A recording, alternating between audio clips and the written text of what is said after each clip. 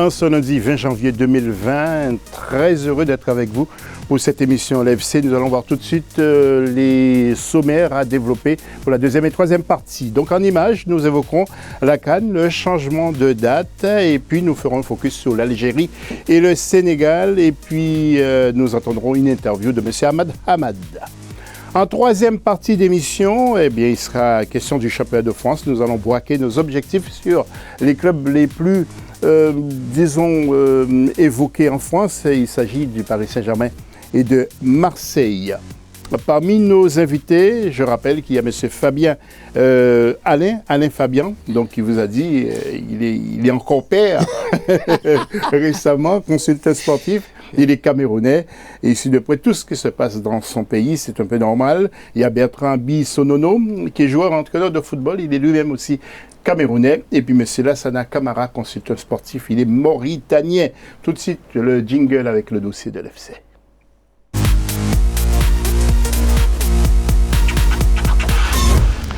Alain, je m'adresse à vous comme d'habitude pour vous demander est-ce que pour vous, justement, avec cette finale Algérie-Sénégal, Algérie est un vainqueur légitime, justement?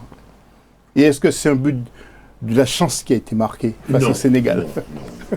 Ça, il ne faut pas faire injure au football. Le football a ce que l'on appelle souvent la projection de la parole nomade. Parce que l'Algérie est venue dans des Coupes d'Afrique des Nations comme une provocation, comme une évocation, et à un moment donné comme une convocation. L'Algérie, avant, venait en disant « nous allons gagner une compétition ».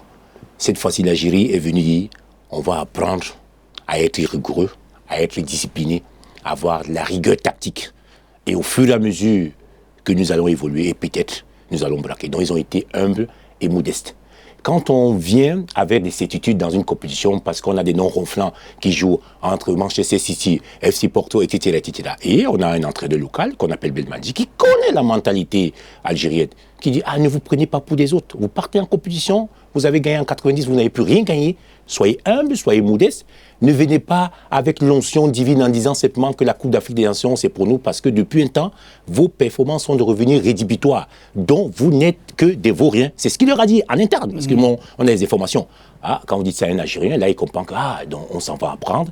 Au fur et à mesure, donc, ils ont mis une densité au niveau de la compétition. Vous avez donc vu que même les attaquants revenaient se replacer, ce que les joueurs algériens n'aiment pas défendre. Et ils ont dit, si on fait des choses ensemble, les uns pour les autres, et non les uns après les autres, voilà comment on va arriver à l'apothéose de la compétition. Et voilà pourquoi l'Algérie est un vainqueur, somme toute, logique. Même si j'avais beaucoup de faiblesse pour le Sénégal, parce que j'adore le joueur hors norme qu'on appelle Sadio Mané, mais c'est plutôt un vainqueur complètement logique. Si on dit simplement que l'Algérie n'est pas un vainqueur logique, c'est-à-dire qu'on est en train de faire outrage au football mondial. Bertrand, est-ce que vous êtes d'accord avec Alain, justement avec Alain? Oui, c'est ça. Pas tout à fait. Pas tout à fait, parce que vous êtes entraîneur. Est-ce qu'il faut parler durement aux joueurs dans les vestiaires pour les motiver?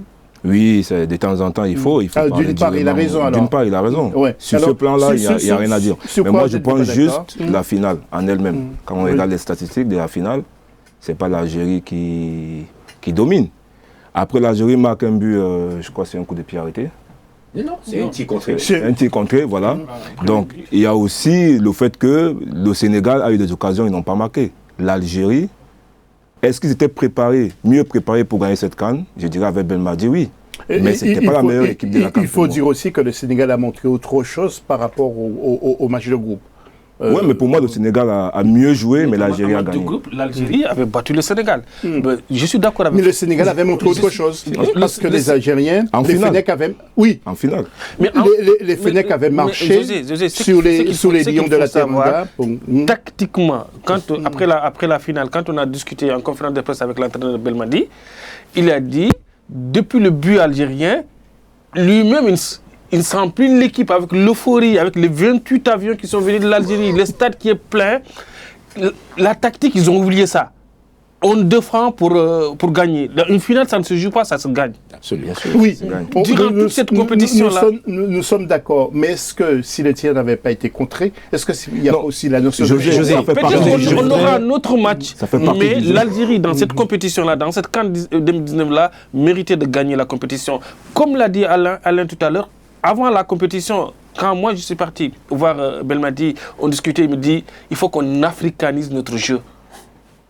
L'Algérie, dans toutes les compétitions, quand ils partaient, ils se prenaient comme des Brésiliens, ils venaient, ils oublient qu'ils jouent en Afrique. Alors, jouer en Afrique, ça veut dire qu'au milieu de terrain, avoir des techniciens et avoir des bagarreurs au milieu de terrain. Sur le côté, avoir des bagarreurs, avoir de bons attaquants. J'en doute pas un seul instant que l'Algérie avait une superbe équipe. Mais est-ce que vous êtes d'accord aussi avec Djamel Belmadi lorsqu'il dit que Mahrez méritait peut-être plus le ballon d'or? Non, mais ça il est dans son rôle. Il est dans son rôle. T'as ton joueur qui joue à Manchester City, qui a été meilleur joueur du championnat anglais, même l'année dernière, il n'était pas fameux, qui te met ce coup franc-là, qui veut au 10 buts en demi-finale contre le Nigeria. Tu défends ton joueur, tu fais de la com. Ça, c'est de la com. Il veut dire que le meilleur joueur africain joue dans son équipe. Ça, c'est de la communication. Ben Madi, il est bien gentil. Je te coupe pas. Ben Madi, il est bien gentil. On lui colle l'étiquette d'un coach franc et honnête, mais là, il n'est pas honnête. Pour moi, il n'est pas honnête. Là, il n'est pas honnête. Il a été malhonnête intellectuellement. Après, il est dans son rôle, comme a dit l'ami, c'est normal. Il doit défendre son joueur. Mais si tu es honnête, Mané, il est 1000 fois ballon d'or. Il n'y a pas à discuter. Tout à fait. Et parlant même du ballon d'or, un petit mot d'Alain. Oui, je voulais même embrayer. Mané a été victime d'un vol institutionnel du ballon d'or mondial. Là, on parle d'un joueur stratosphérique. Non, laissez-moi finir. Laissez-moi finir. Là, on parle d'un joueur stratosphérique. Et Samuel Eto'o, quand il défend Mané, Samuel Eto'o, c'est qu'il ne dit pas aux autres. C'est que Samuel Eto'o ne défend pas Mané. Mané, il défend lui-même. Parce que Samuel Eto'o a été aussi victime de ce vol quand on a donné le ballon d'or à Cannavaro. Là où mon ami n'est pas d'accord avec moi, parce qu'il va me parler de Messi. Messi, c'est un joueur hors norme qu'on connaît. Non, c'est même pas ça. Laissez que je développe. Messi, c'est un joueur hors norme qu'on connaît. Cristiano Ronaldo, on connaît. Maintenant, il y a des critères pour le ballon d'or. Si on a été capable de donner le ballon d'or à Modric et que M. Pérez est venu en France nous démontrer la puissance madrilène en disant que c'est nous qui gouvernons le monde. On est capable de dicter exactement. Laissez-moi terminer. Les phrases ne sont pas comme les balles de fusil, il faudrait que je termine. Je termine. Il est venu dicter dans sa loi en disant que les grands clubs, à un moment donné, sont récompensés là il faut. Pourquoi Mané a été victime du vol? Mané n'a pas une image qui crée l'attraction auprès du monde en termes de business. Le ballon d'or, c'est beaucoup d'engagement de sponsors. Le ballon d'or, c'est beaucoup plus de choses. Même Samuel oui, mais Samuel Eto'o l'a dit. Samuel Eto'o, lui, il dit une chose, après il pense le contraire, parce que Samuel Eto'o défendait lui-même, parce que Samuel Eto'o a été victime du vol du ballon d'or quand on a mis 7e. Nous allons laisser parler la Sana. En fait, José, il y a une différence entre le cas de Samuel Eto'o qui a été volé et Mané n'a pas été volé. Mané, ce sont les journalistes africains qui ont voté comme des facochères. Quand on voit que 12 pays africains votent pour Hazard, Messi par là, un autre joueur par là, si les 54 fédérations africaines, 54 pays africains avaient voté pour Sadio Mané est aujourd'hui ballon d'or. Okay. Bon, donc, ce n'est pas un complot. Merci, messieurs. On n'a pas été cohérent, on n'a pas été dans la cohésion. Exactement. Merci Lassana. Et faisons le point justement avec l'Algérie. Nous allons tout de suite retrouver la rédaction d'Africa 24.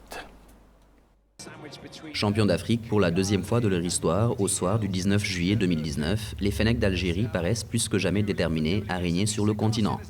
Les hommes de Djamel Belmadi ont réussi leur début dans la phase des éliminatoires de la CAN 2021. En novembre 2019, lors de la première journée, ils se sont largement imposés face à la Zambie sur le score de 5-0. 4 jours plus tard, c'est au Botswana qu'ils décrochent les 3 points de la victoire sur la plus petite des marges. Sans surprise donc, l'Algérie se retrouve à la première place du groupe H. Mais avant, en amical, les Algériens ont été tenus en échec par la République démocratique du Congo, 1 but partout, avant d'envoyer un signal fort au monde du football en battant la Colombie 3-0. Prochaine étape, la double confrontation en mars 2020 face à son dauphin du groupe H, le Zimbabwe, pour le compte des 3e et 4e journées des éliminatoires de la CAN 2021. L'autre finaliste s'appelle le Sénégal. Les Lions de la Teranga. Faisons le point sur la sélection tout de suite avec la rédaction. Quelques mois après la grande déception de la finale de la CAN 2019, perdue face à l'Algérie, le Sénégal s'offre un match de gala à Singapour contre le Brésil de Neymar, conclu par un score nul, 1 but partout. Plus qu'un match nul, les vice-champions d'Afrique ont créé de sérieux problèmes à la Seleção, considérée comme l'une des meilleures sélections au monde. En éliminatoire de la CAN 2021, les Lions entament parfaitement le parcours. D'abord contre le Congo, délocalisé à Thiès, où les hommes d'Aliou Cissé s'imposent 2-0, puis à l'extérieur face à la sélection d'Eswatini, remporté 4-1. Le Sénégal tentera de conserver la première place du groupe I lors de la double rencontre qui l'opposera à la Guinée-Bissau en mars 2020.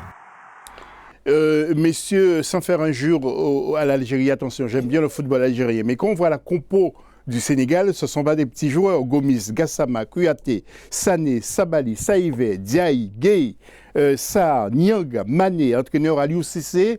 Ce n'est quand même pas une petite équipe. Elle aurait pu l'emporter. Bon, l'Algérie, Mboli, qui n'était plus crédible auprès des sélectionneurs. Et on ne voulait plus de lui. Bon, mais il a fait une bonne canne. José. Ben Sebaini, Benamri, Mandi, Zéphane, Guedjoura, Belali, Benasser, Fegoli, Marez, Bounedja, qui m'a d'ailleurs beaucoup surpris, et entraîneur Jamel Belmadi. Bon, c'est vrai, ce n'était pas une petite équipe non plus, mais le Sénégal, quand même, c'était du très haut niveau. José, vous avez dit quelque chose d'extraordinaire. Là, vous avez dit quelque chose d'extraordinaire. Vous dites il y a des noms ronflants au niveau de l'équipe du Sénégal. Ça veut dire que des vedettes. Et là-bas, il y a une équipe. Oui. Ouais. Pourquoi le buteur vous a surpris?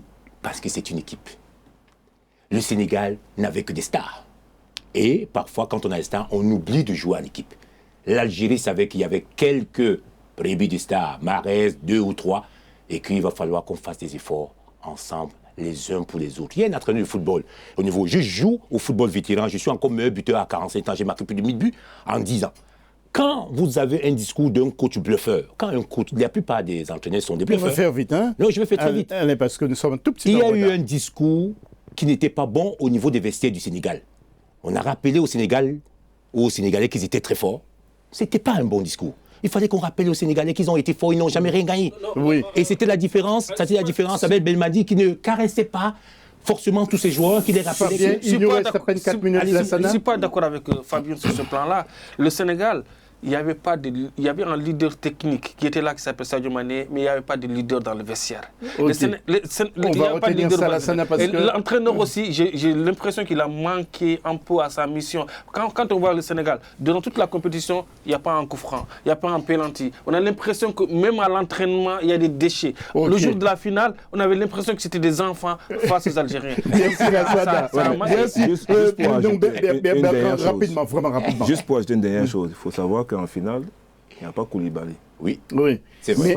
Ça change. Merci, le très bon joueur aussi. Alors maintenant, le changement de date pour la CAN 2021 au Cameroun. Viviane Baoken et Thierry Dassa, tout de suite.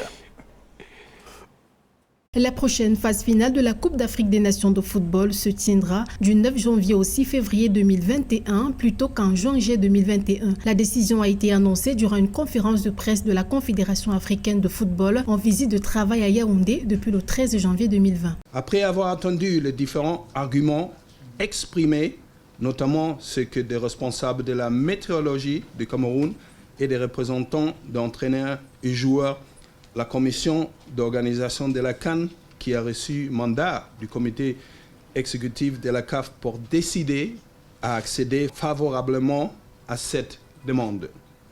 Un rapport circonstancié sera présenté aux membres du comité exécutif à la prochaine séance prévue le 6 février 2020.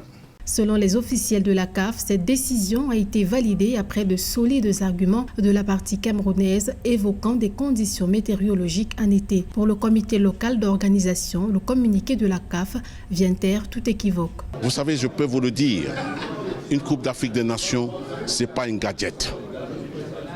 C'est plus qu'un gadget. Ce n'est pas un loisir, c'est plus qu'un loisir. Ce n'est pas une phase récréative, c'est plus qu'une phase récréative.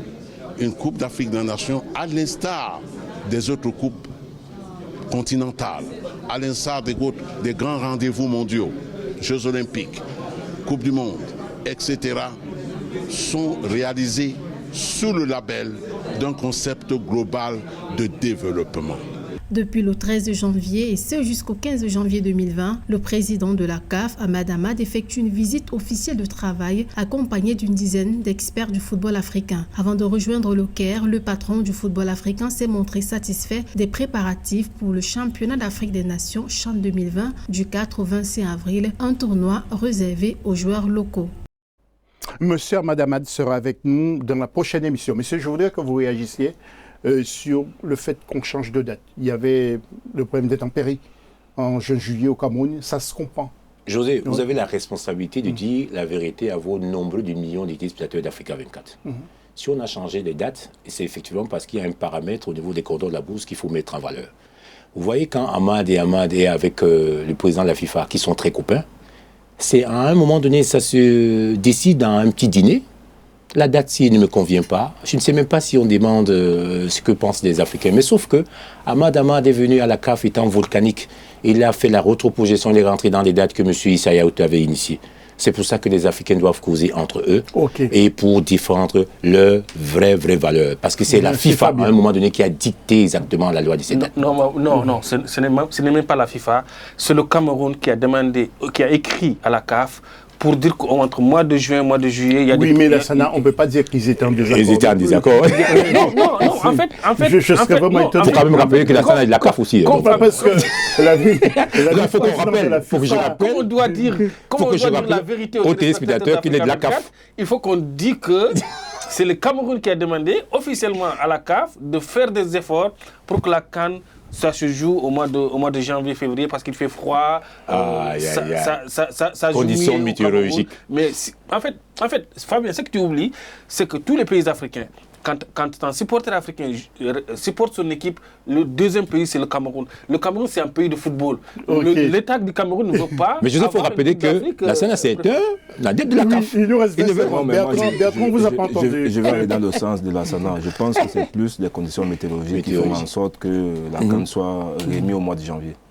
Maintenant, ça a été décidé comment, ça je ne sais pas. Mais pour moi, c'est plus les conditions météorologiques. Et je pense que le mois de janvier est approprié pour organiser une compétition comme la CAN. Parce qu'au mois de juin, juillet au Cameroun... On le savait avant, mais je vais vous dire, José, on le savait déjà que le mois de janvier était approprié. Mais si la CAF voulait que ça puisse être organisé à cette date-là, ça allait se faire. Donc, c'est pour ça qu'il faut qu'on rappelle quand même à nos téléspectateurs que mon ami est un fervent de la CAF. Donc, il défend aussi son gâteau. Mais merci beaucoup. La CAF a l'écoute nous allons, entre guillemets. Nous allons marquer une nouvelle pause. Et Fabien nous dira, est-ce que les supporters camerounais ont voulu ou pas de Mbappé dans la sélection? Des liaisons notables. C'est tout de suite après la pause.